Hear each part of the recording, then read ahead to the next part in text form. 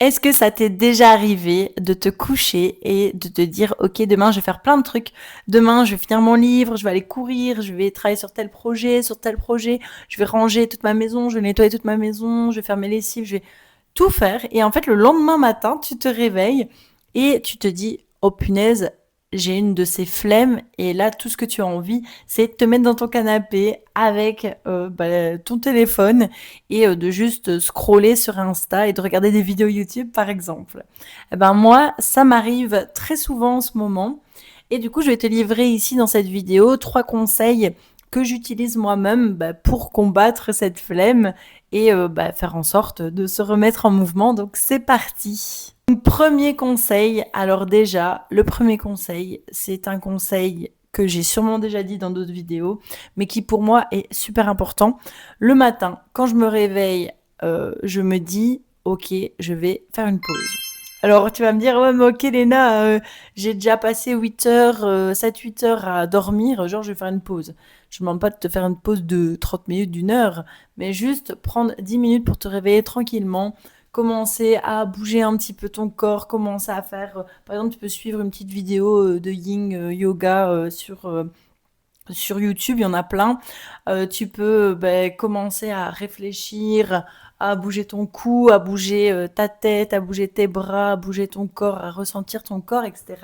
Et surtout, en fait, commencer à te demander qu'est-ce que je dois faire aujourd'hui, qu'est-ce que je veux faire aujourd'hui, et alors cette flemme là qui monte, est-ce que c'est vraiment de la flemme ou est-ce que c'est de la fatigue physique?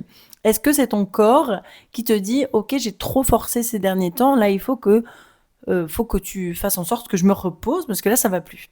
Donc ça, c'est une question super, super importante et il faut bien dissocier les deux, la fatigue et la flemme. Parce que parfois, c'est juste ton corps qui a besoin de prendre une journée off et ou, je sais pas, d'aller faire un massage, d'aller à la piscine, enfin voilà, de faire un truc qui le détend, quoi, tout simplement. Donc ça, c'est première chose.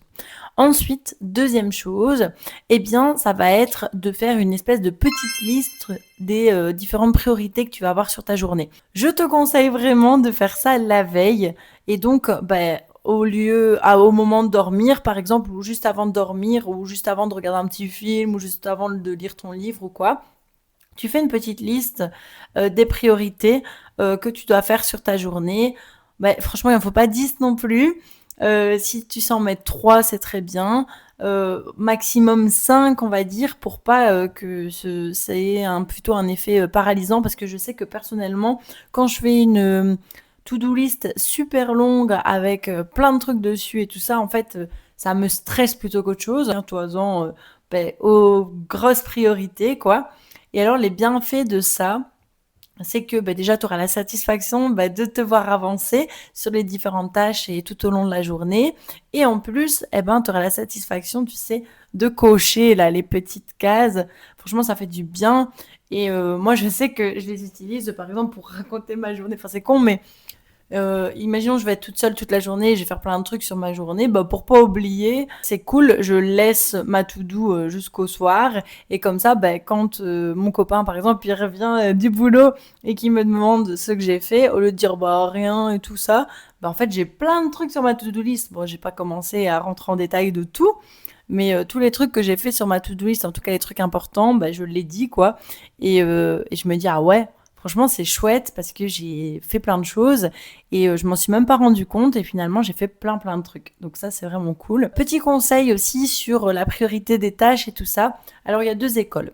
Soit il y a l'école qui te dit quand une tâche fait moins de 2 minutes, enfin dure 2 minutes à être faite, il faut la faire directement. Comme ça, voilà, c'est fait. Et alors, tu as l'autre école qui te dit commence par la tâche la plus dure. Et en général, les tâches les plus dures sont pas souvent celles qui prennent le moins de temps. C'est souvent des tâches qui prennent le plus de temps. Moi, en vrai, je fais un petit mix et ça dépend un peu des jours. Mais je sais que si j'ai, imaginons, 5 trucs sur ma to-do list et qu'il y a 2 trucs que je peux faire en 3-4 minutes, je vais d'abord faire ces trucs-là. Parce que souvent, c'est des trucs administratifs et tout, c'est des trucs qui sont chiants. Par exemple, faire un virement à quelqu'un, faire payer un prestataire ou payer mon comptable ou quoi que ce soit.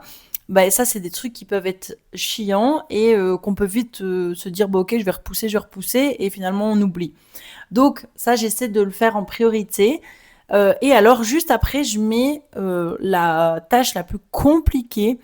Il me semble que l'expression qui est dite, c'est avale l'éléphant d'abord ou avale la grenouille. Il faudra que je vérifie sur Internet, mais c'est une expression, et il me semble que j'avais lu ça dans un livre qui dit, bah, en fait, avale le truc le plus gros et le plus chiant en premier, quoi.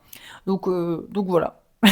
Voilà pour la petite expression. Ça, c'est toi qui choisis, mais moi, je sais que quand je fais une petite tâche qui dure 2 minutes, je me dis hop, bah voilà, c'est fini, c'est bon, c'est fait et je dois plus y penser, et ça c'est cool, et je peux vraiment m'affairer sur des autres tâches qui sont un peu plus longues. Alors, troisième conseil que ben, j'utilise ici dans ce moment où je suis un peu plus en mode flemmarde et tout ça, où j'ai la flémingite aiguë comme on dit, eh ben j'essaie de romantiser mon quotidien au maximum.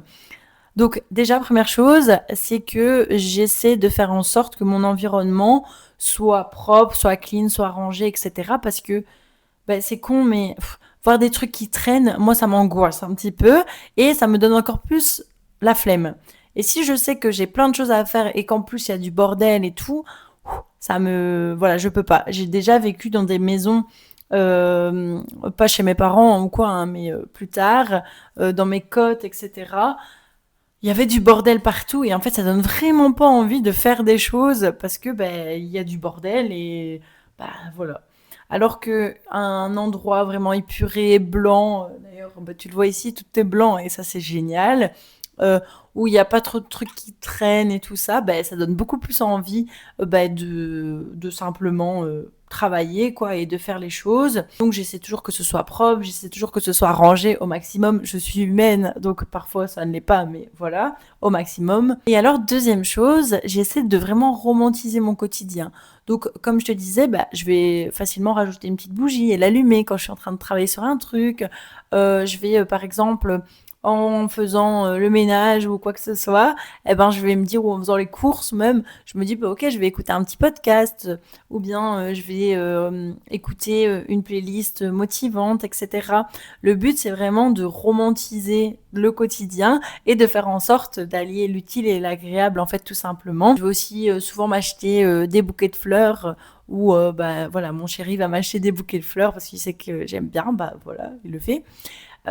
Mais bah, du coup, voilà, tous ces petits trucs-là, ça fait que ben, mon quotidien est plus joli, et que même si j'ai la flemme et tout ça, ben, je me dis, enfin, c'est plus facile pour moi de me mettre au travail si tout est rangé, si tout est propre, si j'ai un beau bouquet de fleurs à côté de moi, si j'ai une petite bougie, que ça sent bon et tout ça, ben, c'est beaucoup plus facile avec un bel espace de travail et tout. Toujours essayer que mon bureau soit rangé et tout ça au maximum, parce que ben voilà, j'ai un peu une tendance bordélique, donc voilà, j'essaie au maximum, et donc toujours faire en sorte ben, que ce soit au maximum clean, au maximum propre, au maximum beau, au maximum orné avec des fleurs, des bougies, tout ça, tout ça. Voilà pour ces 3 conseils. J'espère que cet épisode t'a plu, et abonne-toi si tu veux d'autres conseils pour glow up dans tous les domaines de ta vie. Bisous!